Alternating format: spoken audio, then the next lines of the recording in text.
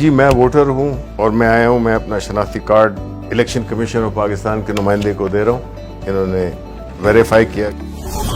फिर मैं यहाँ पे आता हूँ, यहाँ पे प्रिजाइडिंग ऑफिसर खड़े हैं। प्रिजाइडिंग ऑफिसर मेरा आईडी कार्ड चेक करते हैं और मुझे क्लियर करते हैं कि मैं अपना वोट डाल सकता हूँ। इन्होंने यहाँ से बैलेट का प्रेस किया और मैंने अपनी पसंद के कैंडिडेट को देखते हुए, इंतखाबी निशान भी है और नाम भी है, तो मैं अपना वोट दे रहा हूँ जी जुबैर जट को, बैट। ये मैंने दबा दिया अपना वोट, ये यहाँ से वोट निकल आया। अब ये मैं पर्ची लेकर और इसको बैलेट पेपर में जो इलेक्शन कमीशन का वो उसमें मैं डाल देता हूँ। अब जब वोटिंग खत्म हो गई है तो सारे पोलिंग एजेंट्स को बुला लिया जाएगा। प्रिजाइडिंग ऑफिसर कहेंगे कि जी टाइम वोटिंग का ख़त्म हो गया है, कोई वोटर मौजूद नहीं है जो पोलिंग स्टेशन है, सबकी तसल्ली हो गई। आप इस सील को खोलेंगे जो कि पहले इसमें स्टार्ट था, जब पोलिंग स्टार्ट हुई थी तो उन्होंने स्टार्ट का बटन दबाया था, अब ये क्लोज का बटन दबाएंगे। अब पोलिंग बिल्कुल बंद हो गई। अब अगर ये भी करना चाहें, स्टार्ट का बटन भी दबाना चाहें दोबारा, तो ये नहीं कर सकते। अब कंसोलिडेटेड रिजल्ट्स चाहिए, तो प्रिजाइडिंग ऑफिसर फिर आप दबाएं रिजल्ट्स, ये रिजल्ट्स में, और ये आपकी उसी वक्त आपके पास पूरा जो भी कैंडिडेट्स थे, यहाँ पे चूंकि जुबैर जट को एक वोट पड़ा था तो सिर्फ उनके आगे एक वोट लिखा हुआ है, बाकी किसी का कोई वोट नहीं था। ये जो लिस्ट है इसमें प्रिजाइडिंग ऑफिसर साइन करेंगे और उसके बाद जो भी पोलिंग एजेंट्स हैं वो साइन करेंगे। हमने फिर एक एप्लीकेशन डेवलप की है जिसमें कि जो QR कोड है उसको जो प्रिजाइडिंग ऑफिसर है उसके पास उसकी एप्लीकेशन होगी, वो उसको स्कैन करेगा। अब किसी और आम फोन पे करें आप,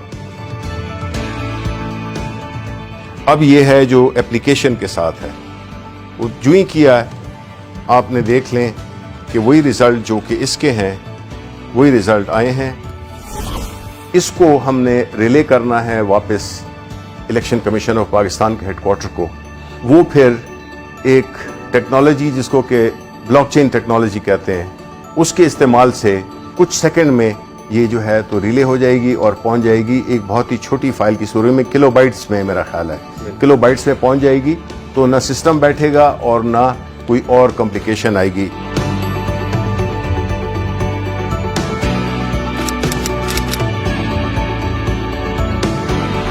अगर कोई ये कोशिश भी करे कि वो उसी तरह का वोट पहले तो छपवा नहीं सकता, लेकिन अगर छपवा भी ले तो वो वोट इसलिए काउंट आउट होगा क्योंकि हर वोट के ऊपर एक बार कोड है। वो बार कोड जब आप स्कैन करते हैं तो वो आपको सिर्फ एक इंफॉर्मेशन देगा, सिर्फ ये बताएगा कि ये इस पोलिंग स्टेशन का बैलेट पेपर है। तो हमें जब पोस्ट ऑडिट इलेक्शन किसी को एतराज हो सकता है तो तब भी ये इंफॉर्मेशन के टाइम और जो पोलिंग स्टेशन है सिर्फ उसकी इंफॉर्मेशन होगी जो कि सबको दिखाई भी जा सकती है। ब्लॉकचेन टेक्नोलॉजी का जो बुनियादी कॉन्सेप्ट है वो यही है कि उसको चूंकि मल्टीपल उसकी लेजर्स होते हैं तो उसको कोई चेंज नहीं कर सकेगा, ऑल्टर नहीं कर सकेगा। तो इसलिए जो मसला था RTS का, जिसकी वजह से इसको इस पूरे अमल को एक बदनामी का सामना करना पड़ा, उसका हल भी हमने निकाल दिया है।